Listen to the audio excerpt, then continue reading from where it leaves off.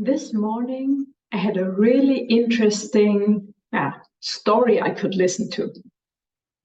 I was walking my dog, and as it happens, somebody came from another path and they joined me and walked about 2 meters behind me.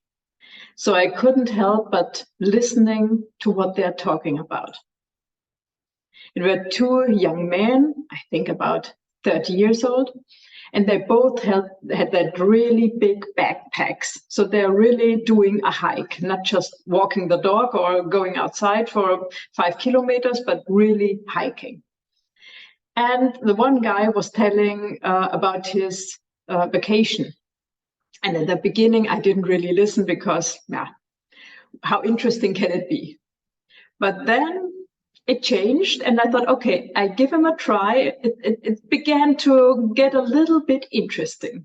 So let me tell you about it. This guy, he seems to be fit because he's hiking. He booked a vacation to Scotland. Scotland is an island, and it's northwest of Europe, and he went there. And it seems like the only reason he booked this trip was because he wanted to climb a mountain. And he was there with a group of people. And when they came to that village where he wanted to start with his trip up the mountain, he came to know that they were only there to visit a castle. And about 1.5 hours later, they planned to leave again, going to the next city or village or whatever. And there he noticed he has got a problem because the only reason to go on this trip was to climb the mountain, and there wasn't enough time. So he tried to figure out what his possibilities are. And I think that's quite intelligent, not to say, oh shit, and it doesn't happen, but to talk about it and figure out what can be done. So I thought, oh, that's a clever move, because he asked the women who organized everything, how long are we staying here? What are my possibilities? So he was really looking for a solution. And she asked back, how long does it take for you to climb the mountain? And he calculated. It seems like he did some kind of training, because he said to his friend, yeah, now I could use all my knowledge and calculate it. And I figured out going up and going down about 8 hours. And she said, no way, we've got hotels booked and we have a schedule, and no, we don't have 8 hours, sorry.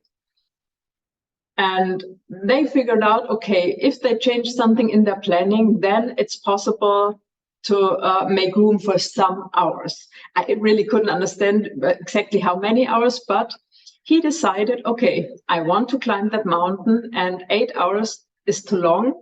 They can't wait for me that long. So I'm just jogging, running up the mountain. And that was the really funny part where I really started listening. I'm in the Netherlands. The Netherlands is a small country in the northwest at the sea, and a lot of the country is beneath water level. So everything is flat, really flat. They hardly have any mountains, they don't have, but some hills. But basically everything is flat. And this guy, it was a Dutch guy, because I'm in the Netherlands, and he said, okay, I decided to run up the mountain. How hard can it be? It's running, it's just in the mountains. Okay, no experience about mountains. I think there is quite a different experience if you jog or run on flat ground or in the mountain, but okay. And he wasn't prepared for running up the mountain. So he told his friend, I just had a jogging trousers, my pants, and he had luckily a thermo shirt. And he wanted, some jogging shoes, but he wasn't planning for running. And so running shoes, I don't know how good they were. And he wanted to go really with light baggage. So he only took his phone, and because he had kind of a bag to keep it dry, and that's it. And he started running up the mountain. And he told his friend, it was really hard, but yeah, it was possible. But yes, it was hard. Yeah, I can figure out that. Huh? And then the really interesting thing happened, because I've never been to Scotland, but you hear stories and you see pictures on TV. And in Scotland, everything is lush green. Really, they have a lot of sheep, so they have to eat something. And if you see pictures there, everything's green. And it isn't that hard to figure out where it is green. Rain must come down, otherwise it wouldn't be green. So this guy living in the Netherlands, that is also green country with rain coming down, he was surprised that in the middle of his trip or way up, it started raining and storming. So he was really wet. He said, completely soaked wet. That's fun, huh? That's a kind of vacation. But he kept on going.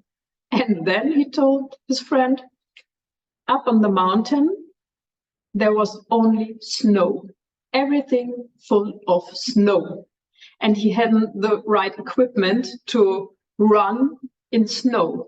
I can think about that. Running shoes, just some pants and a thermo shirt, but how warm can it be with a thermo shirt? So I guess I would also have kept on running if there's snow around me.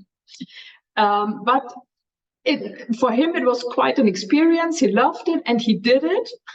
His group waited for him, and that's a story he told his friend. And I thought, oh, that's really interesting. Maybe you also have that, you hear a story and you think about, what would I do? How would I have reacted? And I thought to myself, okay, I really admire a kind of flexibility. So this guy, yeah, you could say he fucked up his vacation because he didn't plan in advance and was surprised by the circumstances, but he figured out a plan to do it, not the way he wanted it, but he was flexible. And I really appreciate this, if people can stay calm and just go on with what's happening now. And I thought, okay, that's something where I can really need some improvement, because I'm a little bit different. If I would have been the one who wanted to climb a mountain in Scotland, first of all, before I would book something, I would make sure that I have the time to do it. So I would see, okay, where are we staying at the night? What is happening? Do I have the time and the chance to do this? Are we close to the place where I want to start, and is somebody picking me up, or whatever has to be planned? But it seems like this guy just booked, oh, Scotland, great, this city is on the list, I go there. So that's the first thing. I would react completely different. And the next thing is, if I really have the dream of climbing that exact mountain, I would have Googled it.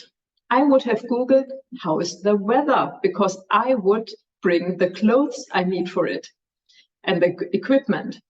And I guess you could find on internet if there is snow up on a hill at the time of the year that you want to go there. I guess it's, yeah. The chances are there is no snow. Otherwise, the last year there was snow, then there is now snow, and the last year there wasn't snow, because everything's getting warm on Earth. So I guess he didn't look it up, or he wasn't prepared at all. So that's a really kind of difference, because I'm the organized, controlling type. But, you know, everything happens for a reason. And I thought, okay, why did I get to know this story? And I think for myself, I can get a little bit more flexible. So not preparing and organizing everything in detail, but just move on and see what happens. But the really important things I still want to have organized, because I want it exactly the way I see it in my head and how I want it to be. But, you know, sometimes it can be a little bit too much.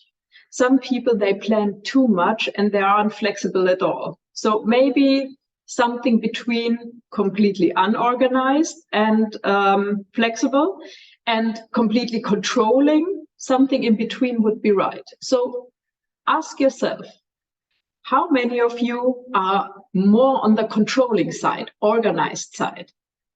And how many of you are at the absolutely flexible side? So no matter what happens, you can get along with it. It doesn't matter. If it's only you that has to deal with the situation, it doesn't really matter if you're feeling fine. But let's get back to the story with the guy. He was there with a group. And I guess the group had to wait for him until he's back, because if he figures out he needs 8 hours for that trip, also if he's running in rain and snow, how fast can he be? So I guess the schedule didn't work out anymore. They had to make some adjustments. And it seems that it worked, because he told me that everything went fine. But it's not really fair, I think, to let other people live with your decisions, although they planned for something different. So maybe you can look at it the way, okay, how am I normally? How do I want to be? Can I change something? And me, personally, I thought, okay, I let go of some organization stuff, some planning ahead for the things that aren't that important to me. That will release a lot of energy, I guess, that I could use for different things. So just see, what do you take from this story, and what can you make out of this information, you personally? I wish you all the best. And if you want to see something new, just join me on my channel, sankrihealing.com. I'm Sandra Jaspers. I'm a transformation expert. Have a great day. Bye.